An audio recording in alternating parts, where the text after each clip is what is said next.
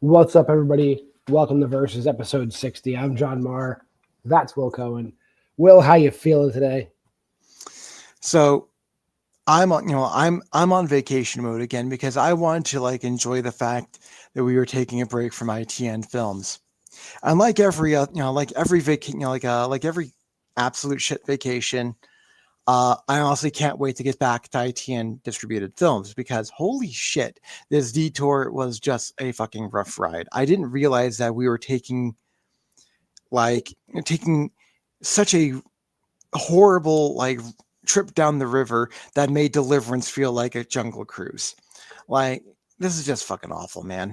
Yeah, we watched Clown Motel, Spirits Arise, the ITN distributed Clown Motel. When you look that up on Tubi, there's a bunch of other Clown Motel movies, and this Clown Motel's Vacancies is like a 2-movie at present franchise, and we've watched both of them now. We're moving on to Clown Motel Vacancies 2, Daddy. Here's the trailer. Things have been great. As good as they can be. My daughter, Talia, she's amazing. I love you because you're strong as a mountain and gentle like feathers, and I'm safe in your arms as I drift off to sleep. I love you, Daddy, because you're my Daddy. What was Daddy like? He loved you very, very much. Good night, sweetheart. Good night, Mommy. I'm finally getting to feel like I'm free. And then I saw there was a murder, and the killer was a clown. A manhunt is underway for this man who goes by the name of Daddy. Detective Warren Deacon called about something suspicious. It is believed his face has a tattoo of a clown, and he is wanted for multiple murders and kidnappings.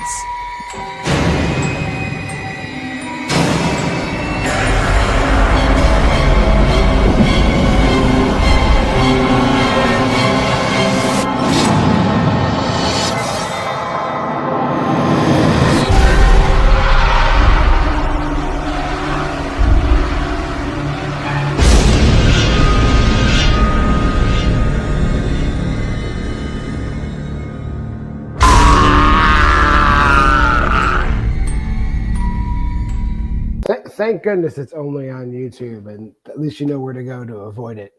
Will, what's your thoughts? So I take absolute umbrage with this Mills, whatever the fuck they call him, Mills Production, whatever this jackass calls his fucking production company, because they did one of the dumbest things I've ever seen a movie company do.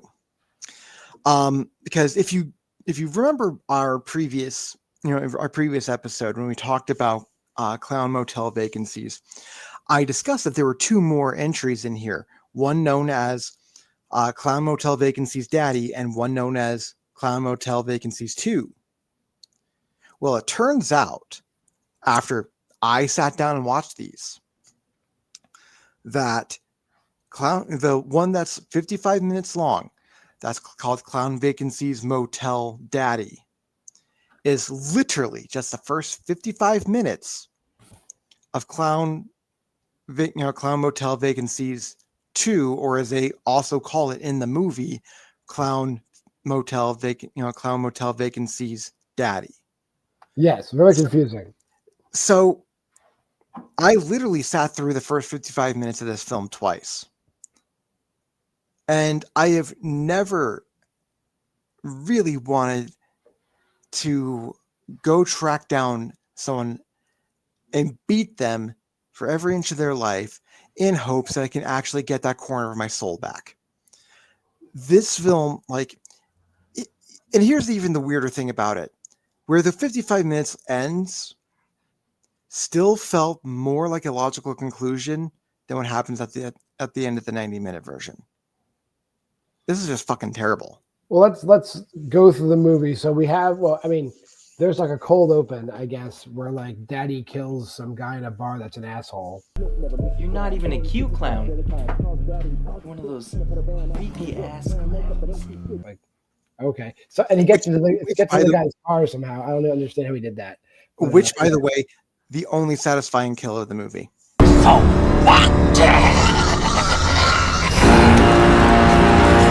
Yes, and there aren't that. I guess there are. It kind of ramps up at the end, but this movie plods.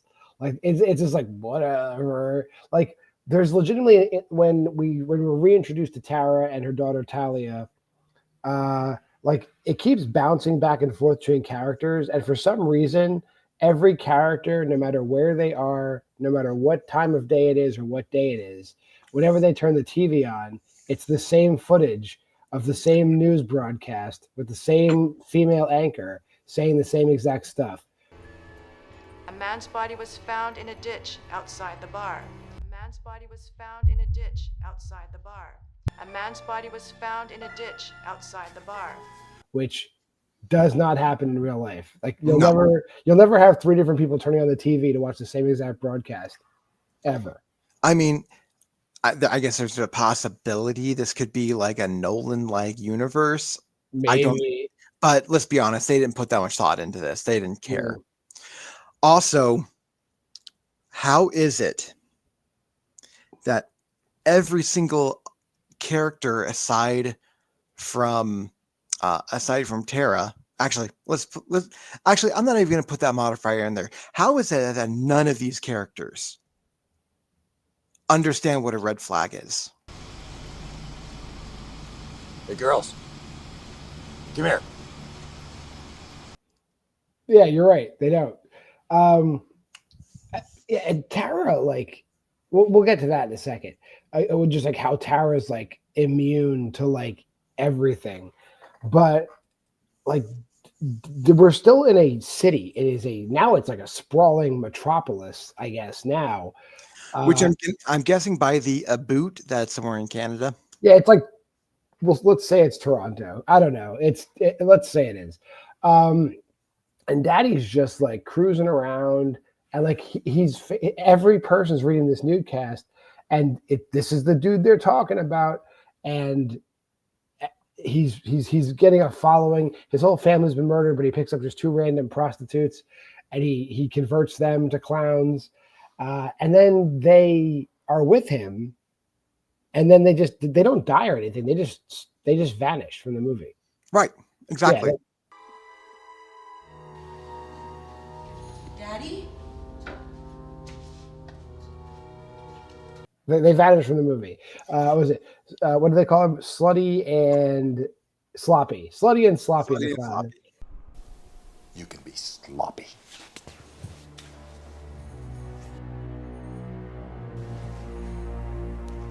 And you can be slutty. Slutty and sloppy.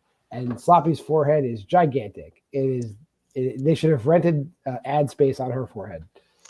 And it's one of the dumbest fucking scenes humanly possible. It's like he doesn't even do like he's like, hey, like first he like talks to like some like random drug dealer, whispers something to him, and then on the same corner, two prostitutes that want nothing to do with the drug dealer, but they look at Daddy and go, I bet he's I bet he has money. It's like, get in the car, girls, and they get in the car. Even though they look at each other, and that's the only time that they think, maybe this might not be a good idea, and they still get in the car. Also, like, not spoiler, like he goes to a motel and he tries. Yeah, and the funny thing is, there is no clown motel in this movie at all. They go to a motel though, and the desk clerk tells him there's no vacancies. Sorry, sir.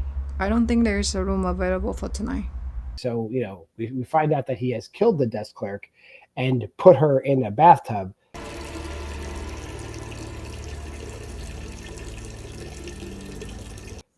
But suddenly there was a vacancy because there was nobody in that room. So I guess they lied to him. I don't know. But the thing is, that dead body's sitting in the bathtub like the entire time. And it's before he's converted the prostitutes. Nobody noticed there was a dead body. The shower curtain isn't even drawn. It's just a dead body in the bathtub. Which means, John, that he would have had to lug this body all around, and somehow the prostitutes are still with him. Yeah, they waited in the car. Do they assume that this guy is like loaded and has like a boss hog? Like, because honestly, there's no other reason why these women are around him. And what happened? Does he kill the drug addict? Like, what happened to that dude? Nothing. Yeah, nothing. Right? He also just disappears. Yeah. Like, and you would think like he would be a witness. It's like, hey, by the way, I saw this guy. I'm going to go tell the cops because there's got to be a reward, and that reward will help me get my quota. Let's talk about these cops. There's a bunch of cop characters. First of all, there's Detective Warren Deacon. Hi, Detective Warren Deacon. Who, spoiler alert, we find out he's not really a cop. He's been not anymore. He was a cop. Being a dirty cop. Then he has schizophrenia, which I guess the people who made this movie don't know what schizophrenia is because he doesn't seem to suffer from any of the symptoms of schizophrenia. But he has been discharged from the force for years, yet he knows exactly where the current safe houses on the force are. So and also he wants to help Daddy, and he did help Daddy. I don't understand. And then he eventually becomes the new Red, basically, and he becomes Pussy the Clown. Yeah, Pussy the Clown. Detective Strode. Deacon, what the hell are you doing? You wouldn't understand. We have so for those of you playing the home game, Slutty, Sloppy, and Pussy. Yeah. So John, I'm going to postulate this here. The hotel he's staying at, because there's clowns there now, that's now the Clown Motel. I guess. But then, okay, then there's is that a stretch? Is that too much of a stretch for you, John? Good, because that's the entire movie. And then there's two other cops that are actual cops. They get Tara and Talia to a safe house. And then the safe house. Oh, no, I'm skipping over the whole part that Slutty, Sloppy, and Daddy do track down Tara. Now, does she live above a furniture store she works at? Is that like the whole thing? Like because he sneaks into the furniture store and then he's in her apartment. So, and she's a horrible employee too. Like she is not good at selling furniture. I'm not just here looking for a couch. Wondering if you would like to. Let me stop you right there. But I think she lives above a furniture store she works at. Yeah, because like the one customer that she, the only customer that she gets while working at that furniture store, like very, very like casually, like kind of hits on her, and she takes her day out on this guy, and he's like, I rescind my offer. Some people call me crazy. Maybe I am crazy. Do you still want to date me? I do not. Yes, that's probably the. She kind of overacts in that scene, but it's the only time that she acts. Yeah, like I'm crazy. Bro. All right, so then Daddy tracks her down there, but she gets the drop. She always gets the drop on Daddy. She gets the drop on everybody. She's become like a ninja, and she hits Daddy with a frying pan and stabs him in the mouth with a knife, but that doesn't kill Daddy. Daddy. Go to hell! He is not dead. Yeah, it just makes it sound like he's been smoking cigarettes for consistently for the last 22 years. Yeah. Then he joins forces with Pussy, and then they get the drop on the actual police because they know where the safe house is, and then they get into the safe house and Daddy shoots Pussy, and Tara gets a drop on Daddy again. Shut the fuck up! This is like normally like in movies like this, in horror movies where you have like a creepy antagonist, like there's a moment where the antagonist has the upper hand. Daddy never has the upper hand. He is not scary. He is not a threat. Tara like basically beats the shit out of him and kills him. It's like and when she doesn't have the physical upper hand, she has the mental upper hand. She knows exactly where all his mental triggers are, and he gets distracted by his anger and always fucks up. It's like, but she also tortures him. She cuts his finger off and staples his lips closed. Like, and I guess that's supposed to be, oh wow, it's like Saw. That's it. And then basically at the end of the movie, she throws an axe through his hand, stabs his other hand, and then sets him on fire. And I should note that every time it cuts to the outside of the house, it is a clear model house.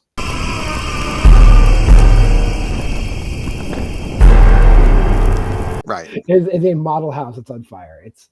It's crazy. And then that's it. Tara wins. I should say that when Tara and Talia are at the house, this is my favorite part of the whole movie. Like, they're just, trying to find out things to do. And Talia says, let's play hide and seek. And Tara's like, that's a great idea. And she closes her eyes and starts counting. And then when she hits 10, immediately loses her shit that she doesn't know where her daughter is, even though that's the fucking point of hide and seek. 10. Ready or not, here I come. Talia?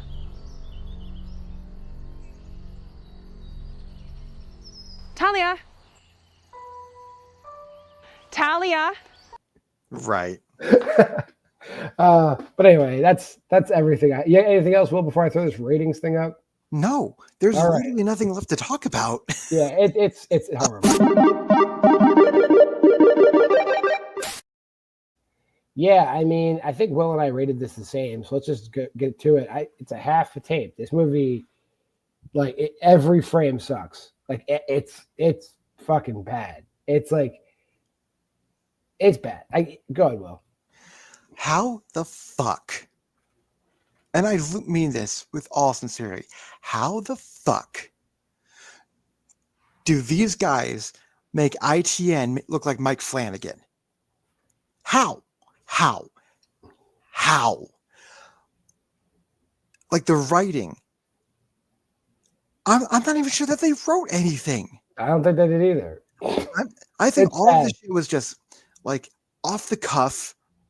If you were telling me that like all these people were just like off the cuff and were just casually, and like the director said, no, that's not the guy's name. Isn't it crazy? Like, in the first movie, like, Daddy had more character than he does in this movie. In this movie, he's just like, rah, rah. That's it. That's the whole movie. That's Daddy. Because there's something to do. Yeah. Like, you would think you would actually see a revenge happening. You would see a plan happening. But there's not. And what's your rating, by the way? Of course, like we said, we've rated it both the same. We both rated this a half, because this barely qualifies as a movie. It's I don't know. Here's the fucked up thing, guys. Anyone who follows my Letterboxd probably saw that I actually watched the 55-minute version and actually got a half tape more, because at least there was. At least it felt like it led to something. But those last like 35 minutes lead to fucking nothing. Yeah, this movie should have been like 12 minutes long. I'll give it 12. And even at 12 minutes, John, the 12 minutes of this plot still makes this terrible. Yeah. 90 minutes of just like plotting. It's so slow. They were doing everything to pad the runtime for no fucking reason.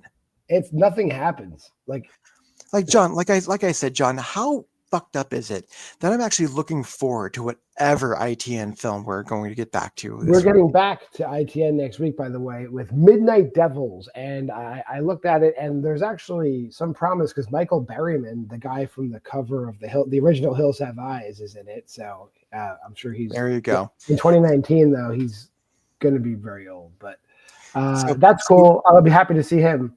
Yeah, like, so just so everyone is aware, in case everyone is aware, there was allegedly a Clown Vacancies Motel 3. There's actually a trailer for it on YouTube. That trailer is from 2023. We have not seen a movie. Do us all a favor, Jason Mills. Don't fucking release that movie. Don't do it. Just coast and get the fuck out of our lives. Yeah. All right. Well, until next time, this has been Versus. But if you made this far in the video, like, comment, subscribe, share, go to the Facebook group at Why We Love Horror, go to the Letterboxd challenge at this website. There's a show every Thursday. We cover that. Schedule here. Monday is Versus. You're watching it. Tuesday is Why Liv Loves Horror, an incredibly popular show, though a lot of people go on her videos just to dislike them. That's weird.